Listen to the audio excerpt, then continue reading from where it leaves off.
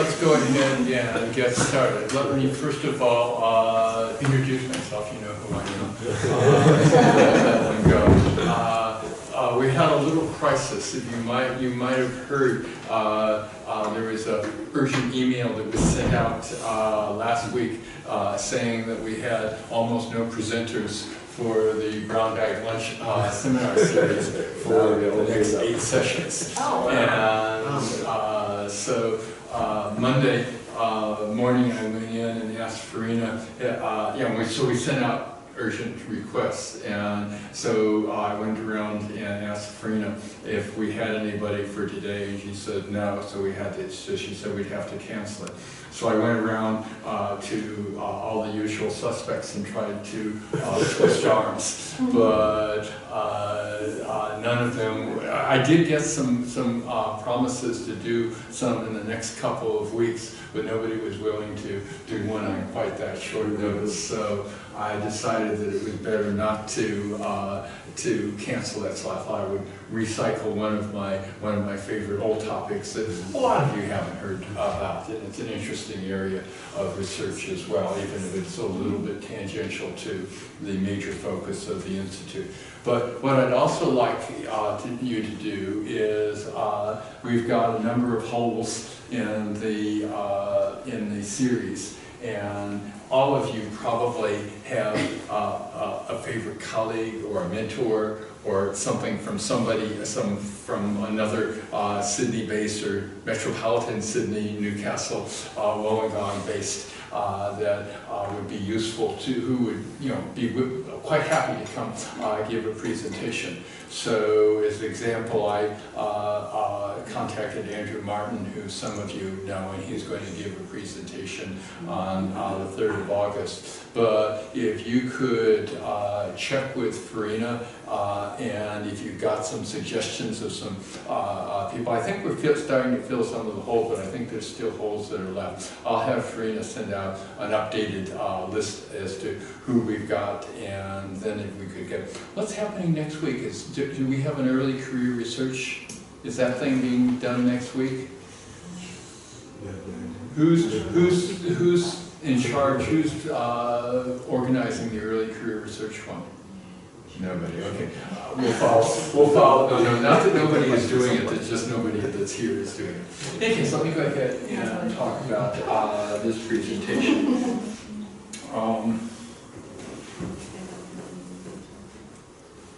So here's a brief. So I'm going to talk about student evaluations of university teaching, and historically, this was an incredibly big area of research. In the late 70s, early 80s, on into the early 90s, it was the most widely published area in educational psychology. So AERJ, Journal of Ed Psych, those kinds of journals had 2 or 3 articles on student evaluations every issue. It was the first major area of research that I undertook. It's only in the last couple of years, I would guess maybe even more recently, that the number of self-concept publications that I have is greater than the number of publications in this area. It's also really quite an interesting one because there was an interesting juxtaposition of time. At the end of the Vietnam War era, there was all sorts of push for giving students greater autonomy and have greater say, but there was also a push for greater autonomy or greater accountability. And the student evaluations were really nice because, in a sense, they contributed to both the greater accountability, but also the greater student voice. In my presentation, I'm going to give an overview and, more or less traditional sorts of things, where we talk a little bit about psychometrics and some validity and some biases, some interventions, and then a few tangential areas that are kind of interesting. In the traditional set feedback, the teacher is the teacher in a particular class is the primary unit of analysis. Students rate a particular teacher teaching a particular course, and the ratings are aggregated to provide a class average rating across students within a class. There's lots of different purposes for this. Diagnostic feedback to teachers is clearly always one of the reasons, but others are a measure of teaching effectiveness to be used in personnel decisions, which is obviously a more controversial one, but also widely used. Information for students to use in the selection of courses and teachers. Some universities, when I was at UCLA and set up this program, the results were sold in a newspaper format in the bookstore, and it was the second most popular, I remember, after the daily newspaper that the students put out, it was the second most popular publication that they sold. But also it's an outcome or process description for research on teaching, which is largely what I've done. We're going to summarize here. So I'll begin by telling you where I'm going to end up. My research, some 50 plus publications and reviews of thousands of publications in this field. At last count, I think there were something like 18,000 published articles on student evaluation, so it's a big area. My conclusions were that student evaluations of teaching effectiveness are multidimensional, reliable, and stable, primarily a function of the teacher who teaches a course rather than the course that's being taught, valid in relation to a variety of indicators of effective teaching, relatively unaffected by a variety of variables hypothesized as potential biases, seen to be useful by students for use in course selection, by administrators for use in personnel decisions, and by teachers as feedback about teaching, and I might also add researchers doing research in the area. So, for personnel, let me start off by talking about, let's get something. Oh dear, I wonder if I've got it. Oh no, okay. So effective teaching is clearly a multidimensional construct, and so it's not surprising that the student evaluations of teaching effectiveness are also multidimensional. So for example, it's quite reasonable that the same teacher would be highly organized and low in enthusiasm, or vice versa, and this should be accurately reflected in the student evaluations of teaching. Information from student evaluations of teaching depends on the content of the items, or the scales and the items. Poorly worded items give you garbage. If an instrument is an ill-defined hodgepodge of different items, then you take an average of them, you don't know what it is that you're measuring. The SEEK instrument that I developed consists of 9 multi-item scales and 2 overall rating items, the overall instructor and overall course rating.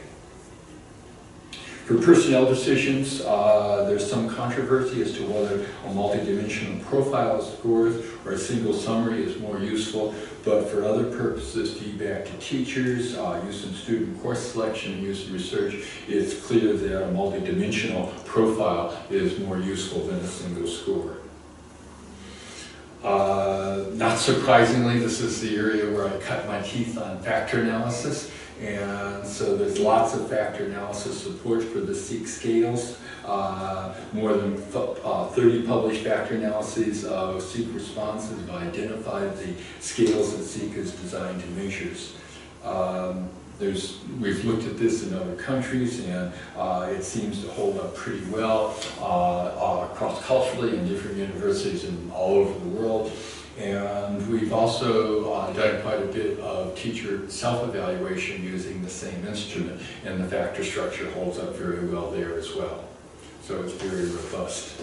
How well does the factor structure generally across different disciplines?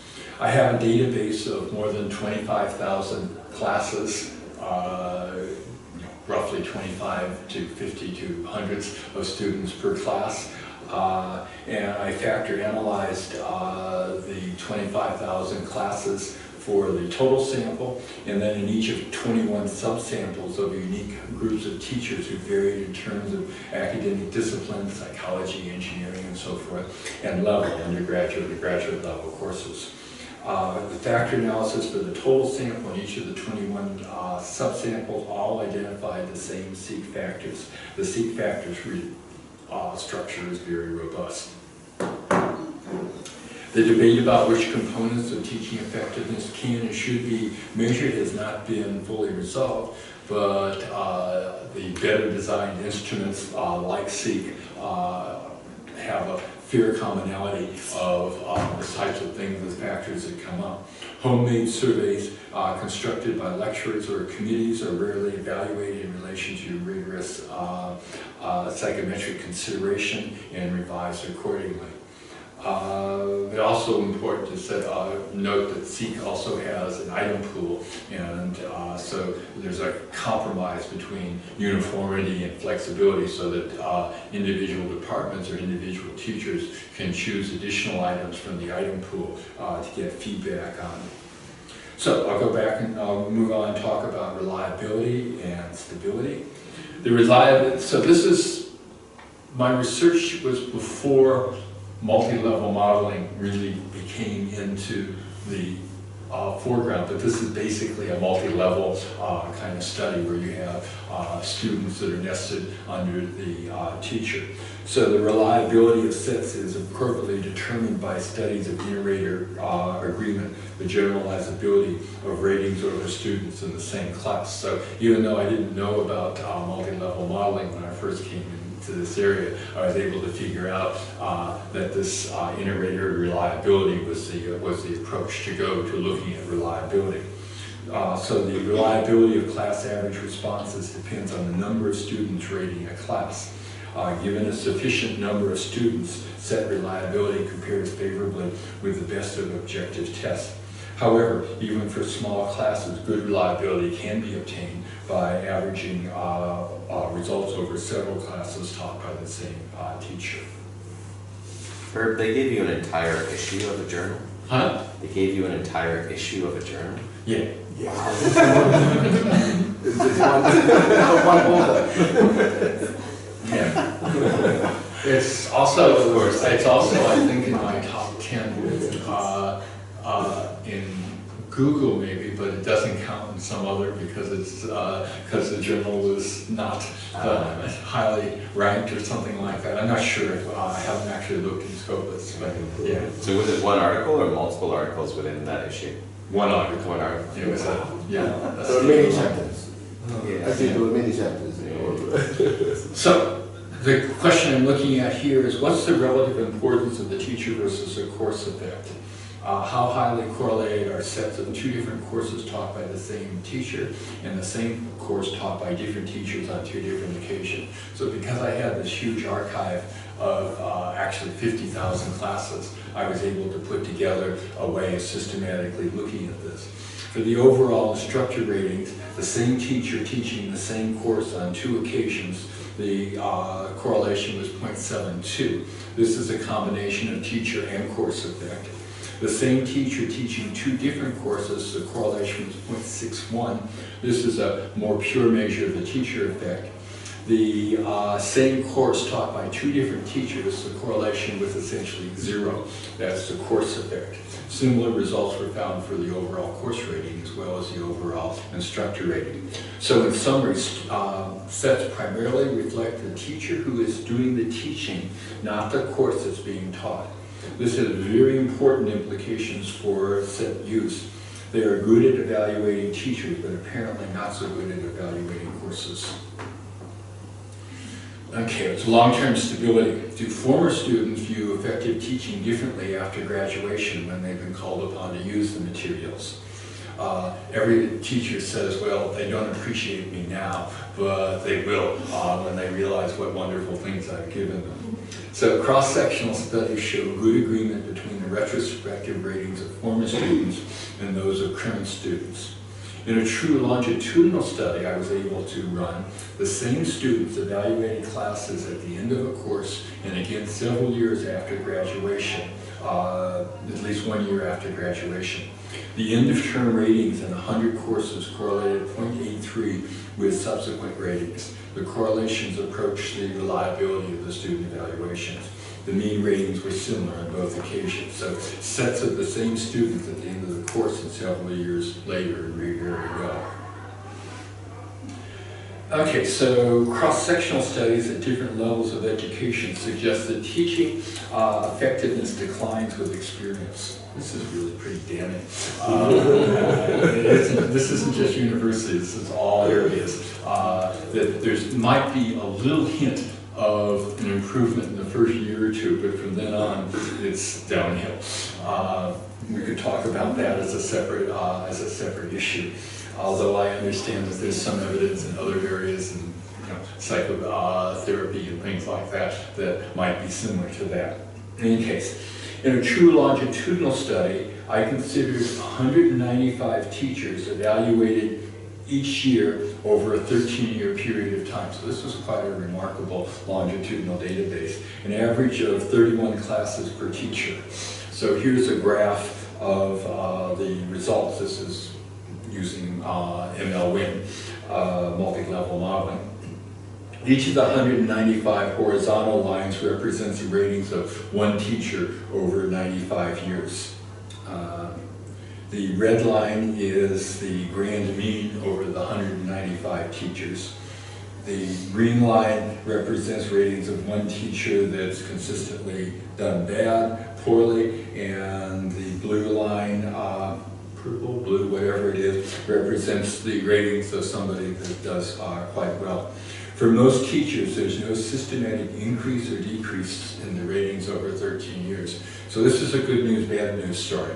The good news is that most studies show that there's a systematic decline, and so at least here there wasn't. But it also suggests that these people are getting student evaluations of teaching effectiveness for 13 years, and it's not necessarily improving their teaching effectiveness. So we'll come back and talk about why that is later on. Okay, so next I looked at the issue of profile generalizability. So thus far we've considered individual SEEK scales, or the overall ratings. Using longitudinal data, we can test whether each teacher has a unique profile of SEEK scales. Profile level refers to the tendency for all scores for a given teacher to be relatively high or relatively low. Critically, profile shape refers to the tendency for systematic patterns specific to a particular teacher, relatively higher in organization and relatively lower in enthusiasm or whatever. Results show that each teacher has a characteristic profile that is consistent across different courses and over time, and distinct from profiles of other teachers. And it turns out that the profile is as stable as the level. So this last slide I showed how stable the level is, but the profiles are nearly as stable, or maybe even more stable. Okay, so let's move on to the issue of validity. Student evaluations are a hypothetical construct, so we have to use a construct validity approach. Sets are positively related to many criteria of teaching effectiveness, including ratings of former students, student achievement in multi-section validity studies, teacher self-evaluations of their own teaching effectiveness, and observations of trained observers on specific processes such as teacher clarity. However, particularly at the time when student evaluations were being heavily critiqued by particularly professors who had never been evaluated before and knew a whole lot more about how to critique research than to necessarily be good teachers, there was a need for student evaluations to demonstrate their validity. And what everybody wanted was a way of validating them against student learning. But particularly in a university setting, this is really hard to do, because how do you measure student learning in engineering and psychology and history and all those, and how do you go about doing this? So what we came up with is something called the multi-section validity paradigm. In this paradigm, there's many sections of the same course. So we're talking about large introductory courses that have many parallel sessions. Each section is taught by a separate teacher, but has the same course outline, textbooks, objectives, and final exam. Students are randomly assigned to different sections. The final exam is common and reflects all the course objectives. Students evaluate teaching effectiveness on a well-standardized instrument before the final course grade, and section average sets are related to section average exam performance, controlling for pretest measures. So the research question is are sets valid in relation to objective measures of student learning when plausible counter explanations are viable or not viable? Cohen conducted a classic meta-analysis of multi-section validity studies. Student achievement was consistently correlated with sets. A subset of 41's well-designed studies, correlation between achievement and sets were even more substantial, many correlations greater than 0.5. This demonstrates that sets are substantially related to student learning and constitutes important support for their validity. In two studies that I did, sets were validated in relation to teacher self-evaluations. In the first study, we used a brief survey and just simply gave back the results of it, and the results were positive. Let me see. I'm not keeping up now.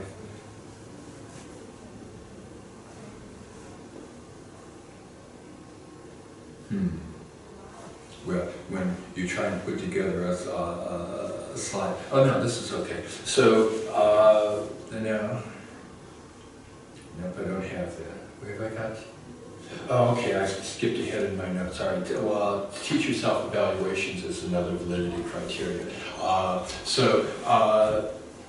We wanted to collect teacher self-evaluations for a variety of purposes. One is that it's a good way of getting teachers to think about their own teaching, but we also wanted to use it to validate the student ratings. And this was when I discovered multi-trait, multi-method analysis. So we had teachers filling out the same questionnaire as the students. And as I said, with the factor analysis demonstrated the same dimensions for both of them.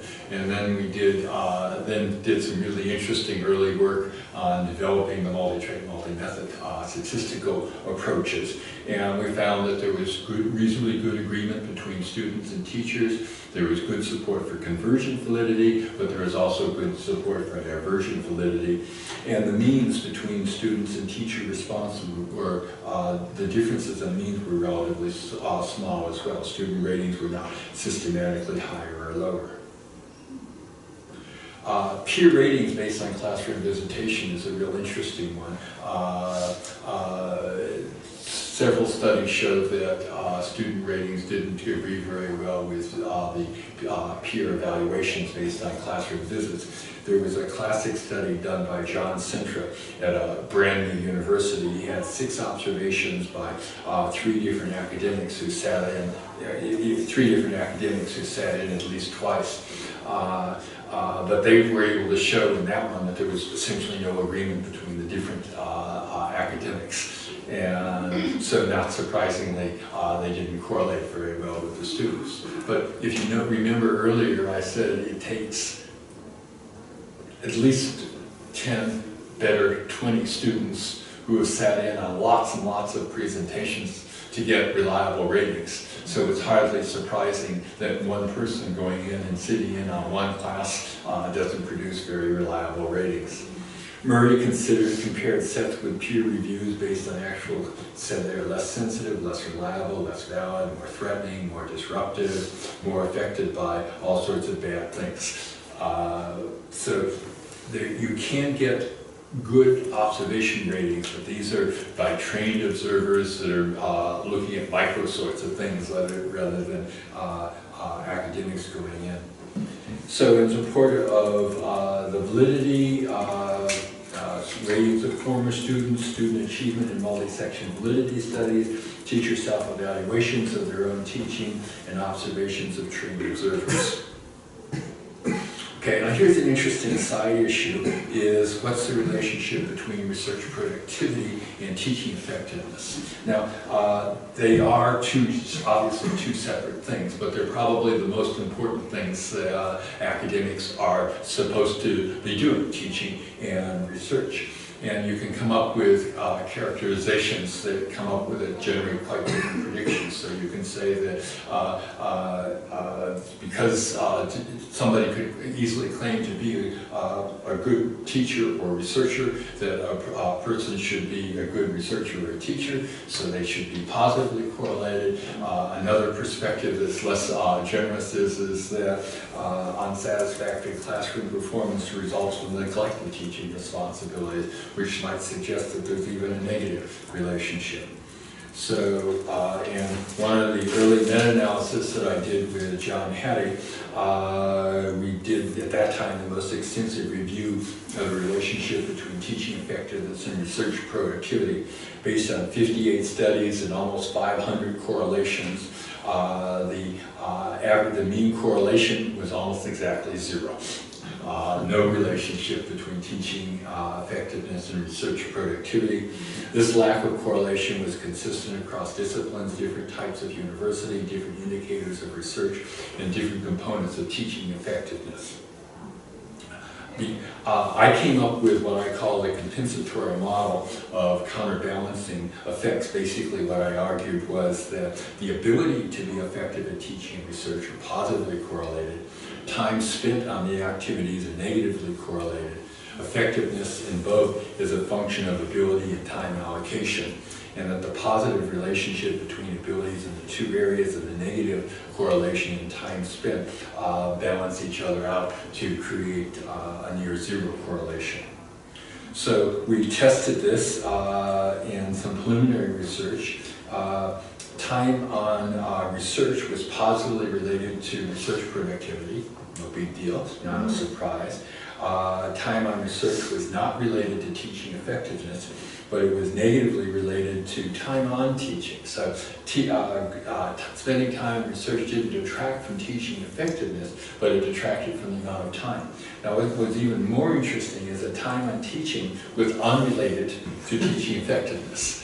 And this is kind of damning kinds of stuff. If you don't know what you're doing, then spending more time doing it doesn't help. Time on teaching was negatively related to research productivity and negatively related to time on research. Some interesting findings, particularly for people with an education background. John and I did a much more detailed study of multiple indicators of teaching, research, and moderators. However, these results largely supported the earlier results.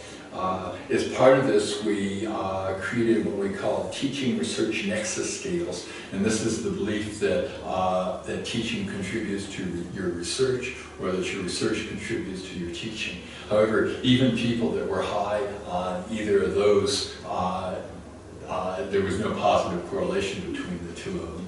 And in fact, we even had self-ratings of teaching effectiveness and research productivity. And most of you would know that self-ratings are almost always positively biased. There's a halo kind of effect. And even these were almost unrelated. I didn't know about the internal-external frame of reference model there, which might explain that, but nevertheless interesting. Let's see. We argued that there should be a research, teaching research nexus, that this should be a mission of the university, and we suggested many ways that universities should go doing this. And we really went off on a tangent on this and saying that if we don't have this nexus, there's no basis for having a research university. That research could be done more effectively in research institutes that didn't have all the bureaucracy of universities and all the teaching, and the teaching could probably be done at least more efficiently in teaching-only institutions. And so that if there is no research teaching nexus, then there's no justification for having a research university. And I fear that it's getting worse rather than getting better. So IPPE is an example of why there isn't necessarily a nexus between the research and teaching. So in this day and age, the good researchers are not doing much teaching, and lots of people who do lots of teaching aren't doing much research. Okay, so potential biases. There's lots of unsubstantiated myths about student evaluations. These are typically witch hunts, atheoretical, methodologically flawed, not based on a well-articulated definition of bias. One allegation is that in order to obtain good student ratings, teachers need only dumb down their courses and the demands placed on students and give lots of high grades. Support for a bias hypothesis requires a construct validity approach. If the relationships are consistent across multiple indicators of teaching effectiveness, sets, student-teacher self-evaluation, test scores, and so forth, then the effect may reflect a valid influence on teaching effectiveness. If relations for a particular background vary systematically and logically with different set factors and match a priori predictions, then the results may support the construct validity of sets rather than a bias. So let me illustrate this with the class size effect. Class size is most negatively related, the correlation is most negative for group interaction and individual rapport. But these are the set factors that should be most negatively correlated with class size. In contrast, class size is positively related to set factors like organizations. I'm willing to go into a small seminar class and wing it, but if I'm going into a lecture class with hundreds of people, I'm going to have my organization pretty together. This same pattern is found in class size and teacher self-evaluations of their own teaching effectiveness. There's also an interesting nonlinear component. Sets decline and then increase for larger classes. For the very largest classes, sets are quite positive. So sets, I'm claiming that sets have a valid influence on some aspects of effective teaching that's accurately reflected in the student evaluations and also teacher self-evaluations. Here's the nonlinear relationship that shows that for large classes, the ratings are as high or higher than they are for small classes. So the next one is the workload difficulty one. The observed relationship is not a bias because it's in the wrong direction. Easy classes get poorer, not higher student evaluations. There's a similar pattern is found for workload difficulty and teacher self-evaluations of their own teaching effectiveness. Also, there's an interesting small nonlinear component. So you can see here that for most of the scale, increasing workload is associated with higher student evaluations. And it's only when you get to very high levels of workload, 2 standard deviations above the mean, that you start getting diminishing returns. And you could easily talk about a theory of workload that would be consistent. We have a theoretical perspective that is consistent with this sort of finding. For low average classes, level of workload increasing. It's only for very high levels of workload that it'd be good if I had my notes choreographed a little better.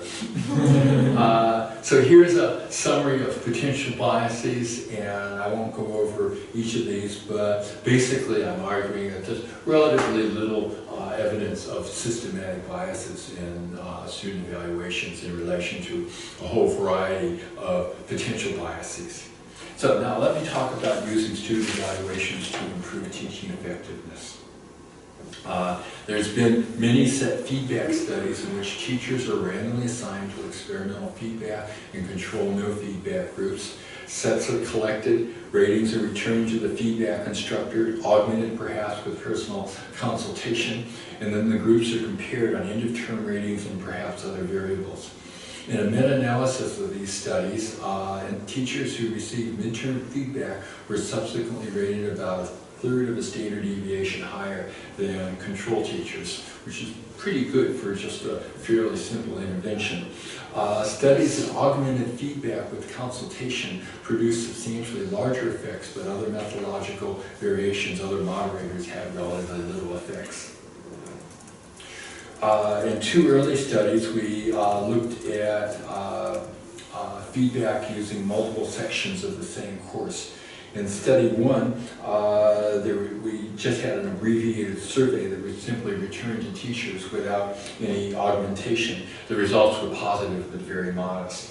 In the second study, we met with teachers in a feedback group to discuss the student evaluations, strategies for improvement. Students in the feedback group rated teaching effectiveness more favorably at the end of the term, performed better on the final examination, and experienced more favorable affective outcomes, feelings of course mastery, and plans to pursue and apply the subject. Study 2 was important because it was one of the few studies that demonstrated that augmented feedback improves student learning and subject affect as well as subsequent student evaluations of teaching.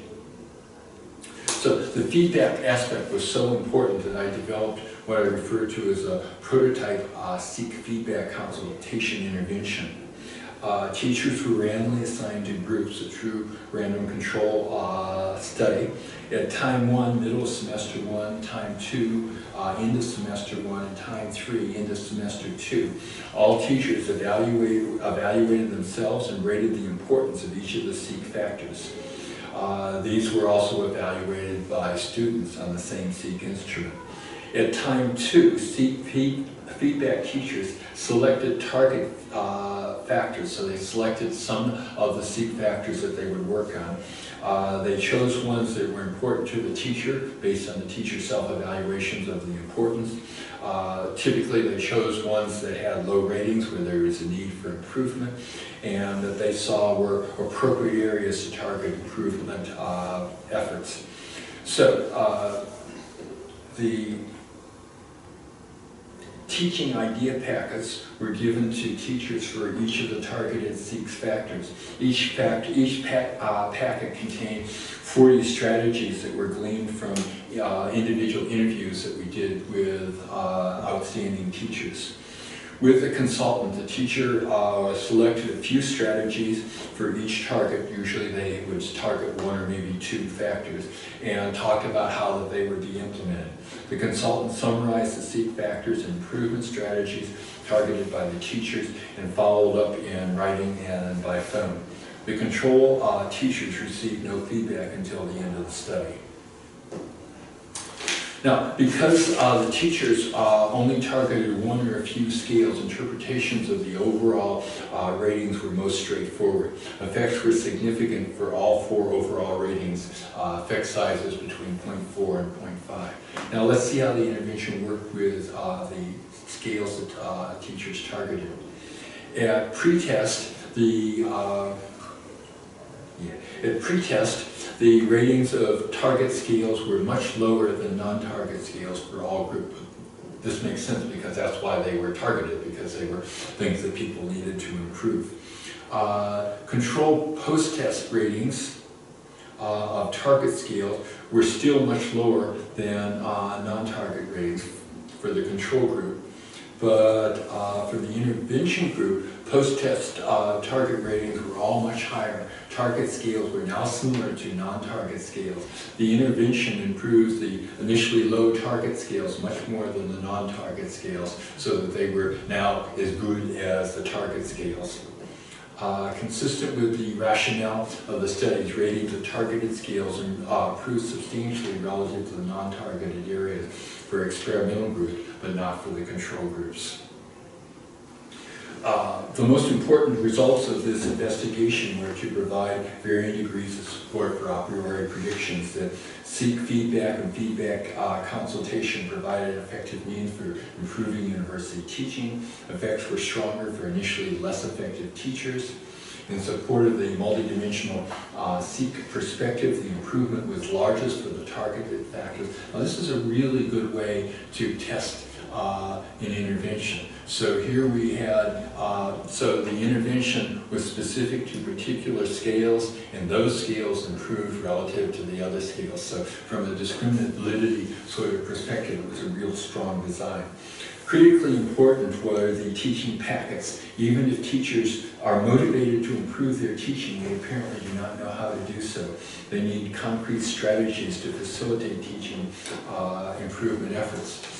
However, it's quite amazing that although student evaluations are now collected all over the world quite widely, there's relatively few studies that systematically use the student evaluations with feedback sorts of exercises like this to improve student evaluations. So returning to the initial conclusions, student evaluations are multidimensional, reliable and stable, valid, relatively unbiased, and useful. Now, let me talk about another area that's related to this. This is using student ratings to benchmark universities. Several countries, particularly Australia and the UK, use ratings by graduating students to evaluate the overall educational experience. The critical issue is that the unit of analysis is the whole university or departments within the universities.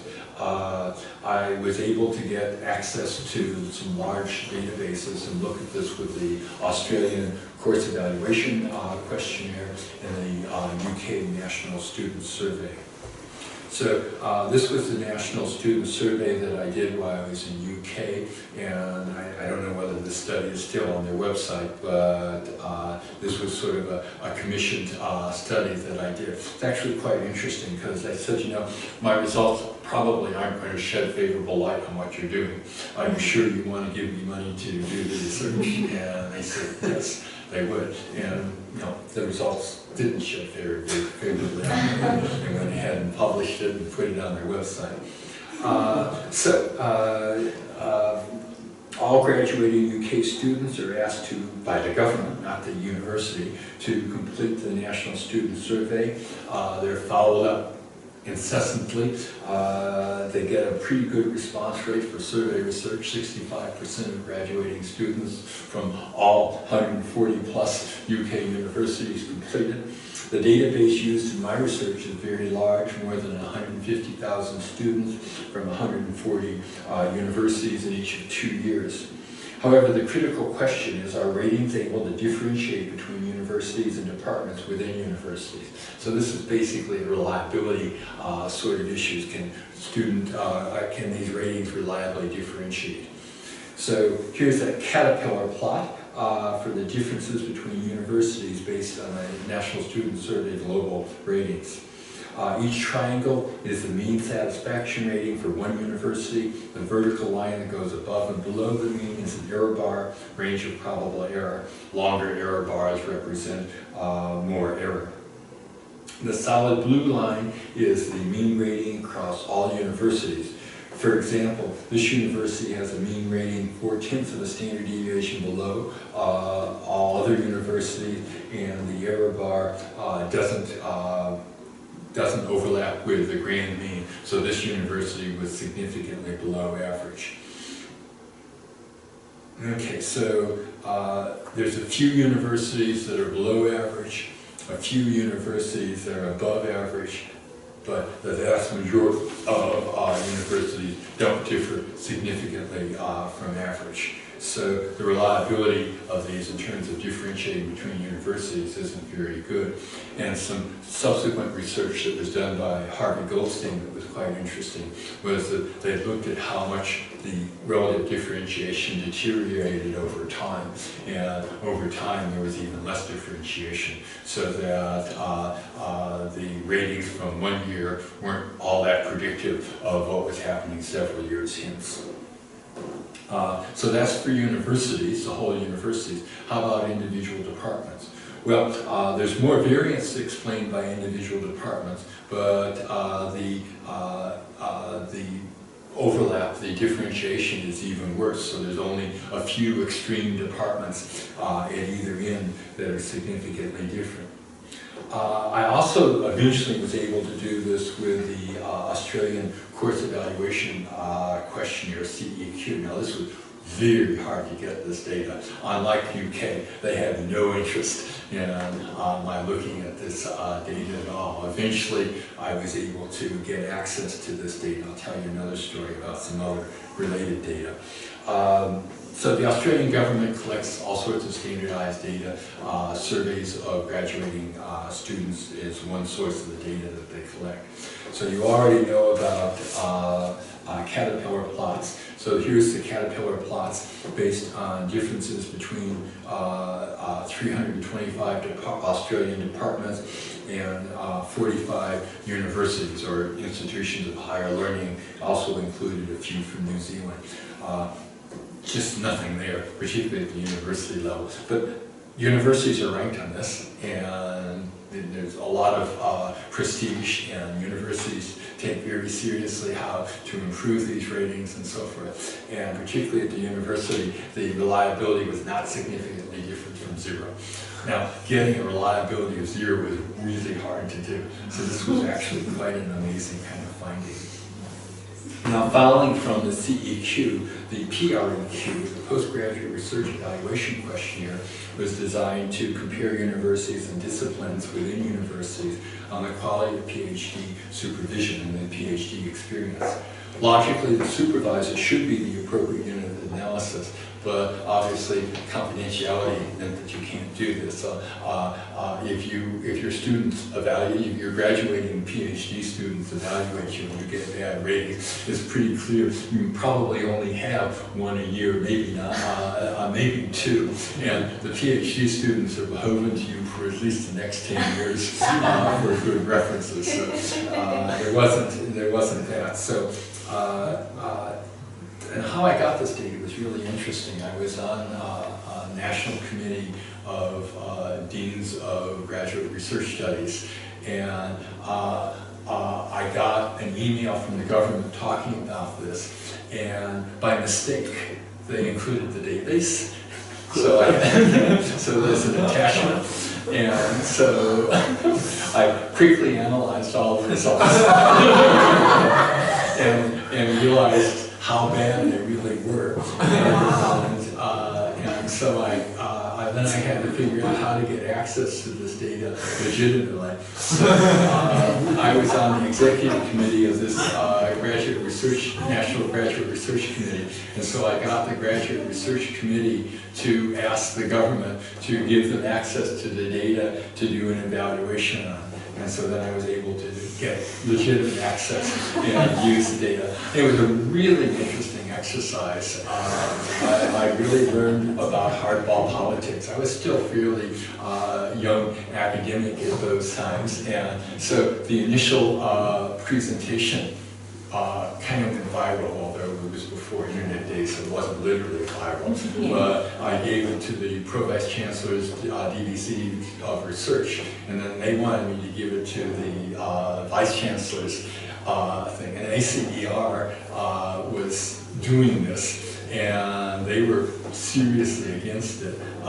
One of my colleagues was Ken Rowe, who at that time was the multi-level teaching guru for all of Australia, and he was working at ACER. Actually, he had applied for a position to work at ACER. I said, Ken, you don't really want to be co-author on this. And he said, no, this is good research. They have to be able to accept that.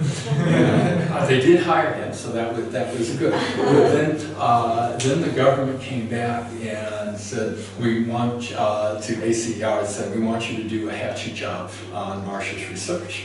And so Ken's boss, who didn't know much about multi-level analysis, all of a sudden started asking Ken all sorts of interesting questions about multi-level analysis. And I was given a low-key invitation to give a presentation. Little did I know that this was going to be an incredibly high-powered governmental, and other than me, everybody else was carefully picked. And so they had leading quantitative experts coming in and saying multi-level analysis is inappropriate for evaluating this sort of data, and giving some very strange reasons. And the government decided that because they had lots of experts that were saying that the evaluation worked quite well, or at least reasonably well, that they would go ahead and go with the consultants. And most of the consultants were being paid by the government, and they presented positive sorts of things. And so I got enrolled pretty heavily in this. So it was an interesting learning exercise about the politics of university research. In any case, here's the graph for the student evaluation for the postgraduate research experience. With none of the universities are even vaguely close to being significantly different from the grand mean. And this was the same over 2 years worth of data. that I had access to. So correct responses were unreliable, so they must be also invalid, and not surprisingly, they're unrelated to research productivity, publications and grants, number of PhD scholarships, and attrition rates. So we concluded that correct responses were unlikely to be useful for any purpose for which they were designed, including benchmarking, improving PhD. So, and it got published. This was published in several good journals. So it was quite interesting to see the different response from the UK and the US government, or the Australian government. So. Here's the caterpillar plot for the student evaluations. This is the data that I presented earlier over 13 years. So this is not only how well they differentiate at a single time, but this is how consistently they differentiate over 13 years. So each of these, so there's 195. So each of these are the average overall rating over 30 classes over a 13-year period of time. And so there's lots of them that are well below average consistently, so lots of them that are well above average. So the conclusion is that the SEEK type ratings actually differentiate quite well, are valid, reliable, have all sorts of good things associated, but they're focused on a specific teacher teaching a specific course rather than the more generic ratings. The more generic ratings by CEQ and National Student Survey and PREC aren't reliable. There's no evidence of validity. There's not even been any studies that looked at whether they lead to teaching improvement or they're related to other criteria of effective teaching. So although both of them are student ratings in some sense, and the CEQ is justified in part on the basis of positive results of the student rating, they're really two quite different creatures, and you shouldn't use one to generalize for the other. Now, interesting issue, almost all of this research is done at the university level. And so the interesting issue is, would senior level high school students be able to effectively evaluate teaching effectiveness? Would primary students be able to evaluate? Would this information be useful for diagnostic feedback or so forth? But all over the world, this research mostly isn't being done, and it's just too controversial. I had one situation very early on in my career. I had a master's honors student who was a senior administrator in TAFE, and he developed a paradigm where it was anonymous students evaluating anonymous teachers. And went through all the approvals and got all the permissions from TAFE and from ethics boards and everything like that. And the Teachers Federation heard about his study halfway through and shut it down. And then eventually we were able to broker a deal whereby he could finish his study, but his thesis, it was just an honors thesis, was embargoed for 5 years. What? And couldn't be published. So there's not much research looking at student evaluations at the high school or primary school level. But I am hopeful. I keep hoping that that's going to happen one day. And things are changing a little bit. Given how threatening and how demoralizing evaluating teachers on test scores are, maybe this would be a more reasonable sort of thing to do. Okay, so that's an interesting area of research from my past, and I'm happy to take questions. It's interesting, all sorts of interesting design kinds of issues, and it's also a nice example of taking something from early times and following it through and developing a research program. So when people anywhere in the world think about student evaluations and teaching effectiveness, they probably think of me as one of the people that's involved in that. And so particularly as an early career researcher, one of your tasks is to establish a research program that you become known in, so that when people think of whatever area is your specialty, that they think of you. And to do that, you need to come up with an area that has scope. It's not just one shot. It has to be something that you feel is going to make a difference, that you are intrinsically motivated to do. And so this was a nice example of what I did early on in my research. When I first finished my PhD, there were no jobs available for white males in the US. In psychology, there were 4 appointments to white males across the whole United States the year that I graduated.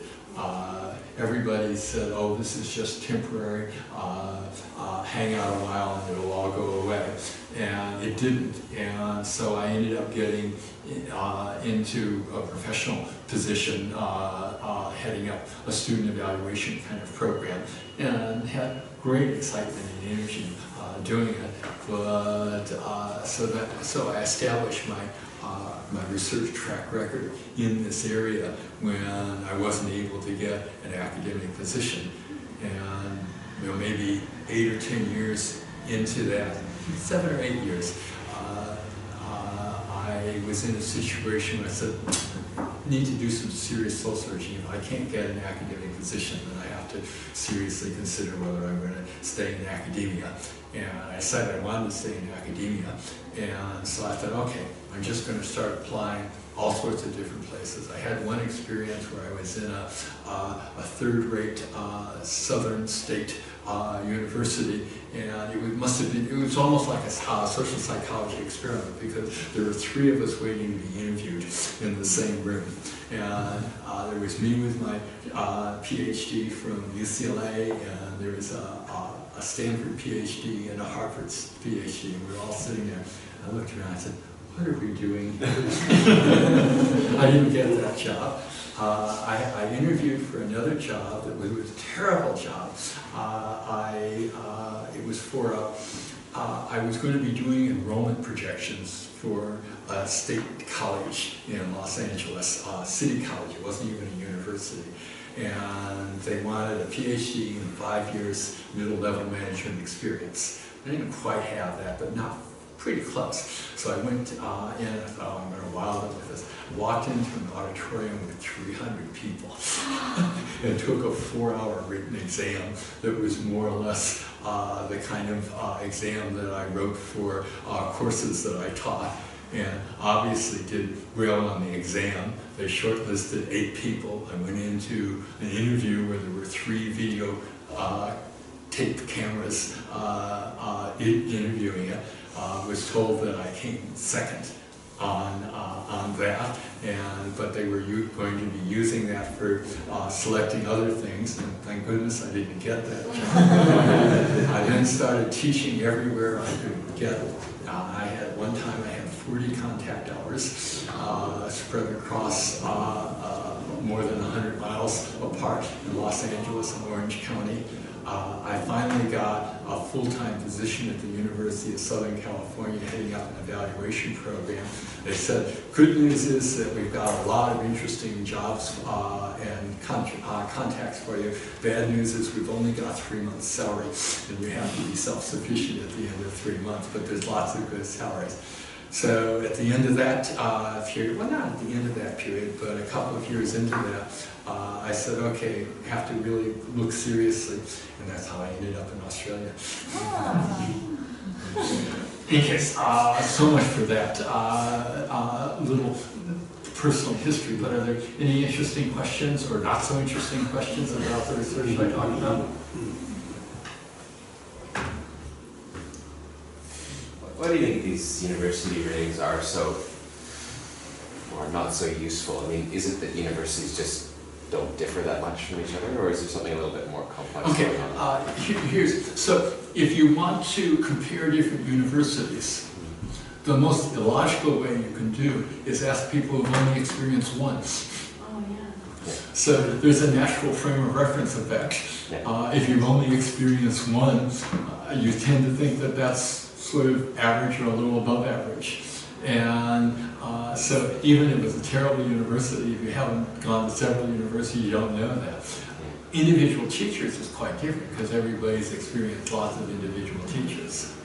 And when you're asking to evaluate an overall university experience, I mean, what does that mean? I mean, everybody's had some good teachers, some bad teachers, some good experiences, some bad experiences, and how do you put that all together?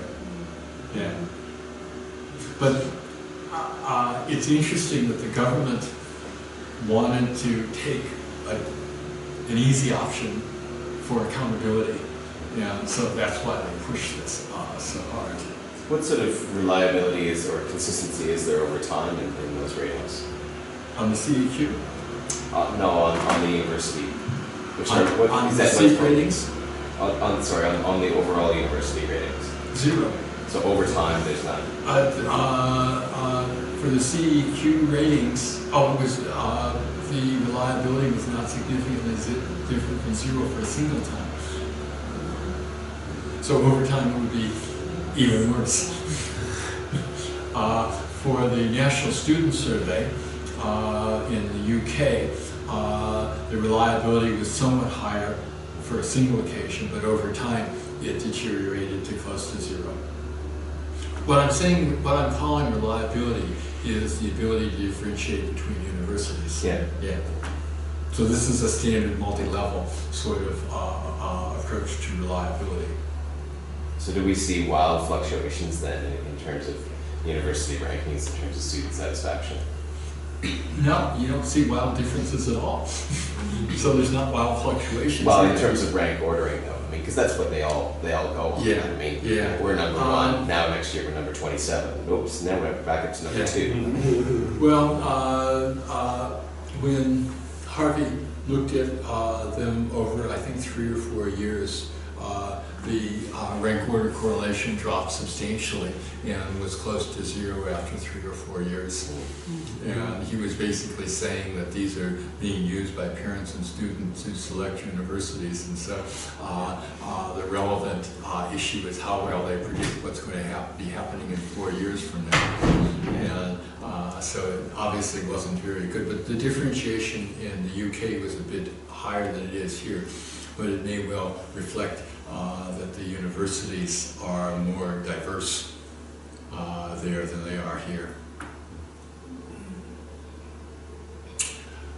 Great, thank you. Thank you.